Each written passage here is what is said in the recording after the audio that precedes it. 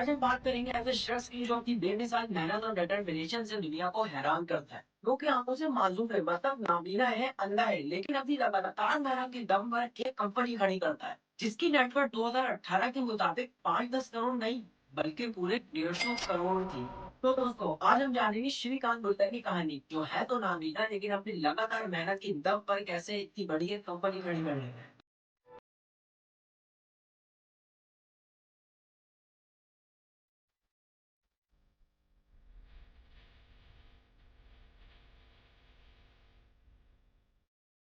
श्रीकांत बुल्ला का जन्म हुआ 7 जुलाई 1991 में सीतारामपुरम, आंध्र प्रदेश, भारत में एक सुकून भरा गांव। श्रीकांत बुल्ला का सफर इब्तिदा में दिलो जज्बा और यकीन का सबूत है। उनका सफर भरा था संघर्ष से, यानी मुश्किलों से, लेकिन ये कहना श्रीकांत बुल्ला के लिए शायद सही नहीं होगा, क्योंकि हर मिडिल क्लास और हर लोअर मिडिल क्लास बंदे की जिंदगी तकरीबन मुश्किलों में ही फंसी होती है। लेकिन नॉर्मल मुश्किलों के साथ आपके साथ फिजिकली मुश्किलात भी हो, जैसे कि आपकी आंखें ना हो या हाथ ना हो या टांगे ना हो। लेकिन उनके साथ फाइनेंशियली मुश्किलें भी थी, जैसे कि घर है लेकिन गांव में है तो बिजली नहीं है, लेकिन पढ़ने का इंतहाई शौक है और उनकी फैमिली की कमाई उनकी जरूरत से बहुत कम है। अब ऐसी जिंदगी में बंदा क्या करेगा? वो तो यही सोचेगा कि जैसी चल रही है चलने दो यार, अब कुछ हो तो सकता नहीं है। लेकिन फिर भी आंखों से नाबीना, मतलब कि अंधा होने के बावजूद श्रीकांत ने दुनिया के सामने हिम्मत से मुकाबला किया। उनके माँ बाप अपने गाँव में खेती बाड़ी करते थे, मतलब कि एक आम किसान थे। अब आप सोच ही सकते हैं कि एक आम किसान की जिंदगी क्या होती है, और एक आम किसान के बेटे की जिंदगी तो फिर क्या ही होगी। लेकिन फिर भी उनके माँ बाप ने अपने सामाजिक रिवायत को तर्क करके अपने बेटे को निहायती मोहब्बत से कबूल किया। मौके से महरूम और समाजी तनकीद का सामना करते हुए श्रीकांत की हिम्मती रूह उन्हें आगे बढ़ने पर हिम्मत देती रही।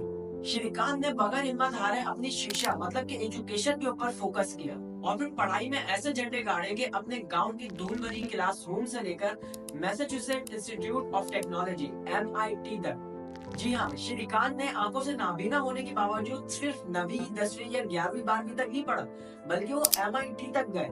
श्रीकांत ने रुकावटों को तोड़कर मैनेजमेंट साइंस में पहले इंटरनेशनल अंधे ब्लाइंड स्टूडेंट के तौर पर नाम कमाया।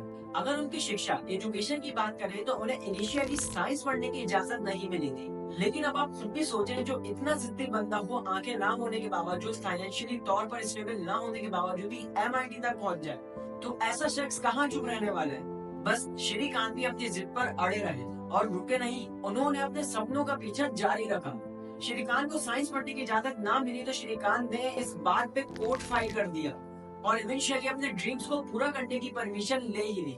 श्रीकांत ने कोर्ट केस सक्सेसफुल होने के बाद साइंस की पढ़ाई शुरू की। अब अगर सोचा जाए कि एक बंदा जो कि फिजिकली अनफिट और फिर ऊपर से फाइनेंशियली भी अनफिट है और फिर घर के मसले अलग है और फिर वो बंदा नहीं बल्कि पूरी फैमिली ही गरीब है, लेकिन फिर भी जैसे तैसे करके MIT तक पहुंच जाए, तो मेरे और आपके जैसा बंदा हो तो बोले यार बस ठीक है, इतना मिल गया काफी है। लेकिन इस पर भी उन्हें साइंस पढ़ने की इजाजत नहीं मिली तो उन्होंने केस फाइल कर दिया और मजे की बात तो यह है कि जीत भी गए। लेकिन अब अगर बंदा MIT में पढ़ता है, ऊपर से नाबीना भी है, तो क्या दिमाग में आएगा? यार हो गया होगा जैसे आमतौर पर लोग का नॉर्मली होता है, पासिंग मार्क्स लेंगे। लेकिन नहीं, श्रीकांत बोला ने अपनी डिटर्मिनेशन और मेहनत से MIT Sloan school of management से इंजीनियरिंग मैनेजमेंट की बैचलर्स डिग्री हासिल की। और हैरत अंगेज बात तो यह है कि जिसमें उन्होंने अपनी क्लास में नॉर्मल मार्क्स नहीं लिए बल्कि 98% मार्क्स लिए। ये कहानी उनको साबित करती है कि कितनी भी मुश्किल के बावजूद इंसान अपने सपनों को हासिल कर सकता है। अब ये तो बात हो गई श्रीकांत की जिंदगी की, कि उन्होंने अपनी जिंदगी कैसे गुजारी और जिंदगी में किस किस मुश्किलों का सामना करके वो MIT तक पहुंच के इतने अच्छे मार्क्स से पास आउट हो गए। लेकिन अब बात शुरू होती है कि उन्होंने कैसे और किस तरह से नाबीना होने के बावजूद एक 150 करोड़ की कंपनी खड़ी कर दी। When I was finishing my school at MIT, everybody began asking me, why am I thinking like a stupid or an idiot in their sense?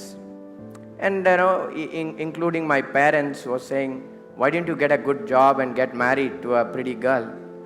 And he will tell you even today if you ask him the same question. And I was having my own thoughts about it, and so we threw stones on Aristotle, everybody threw stones on me when I was about to board my plane back to India.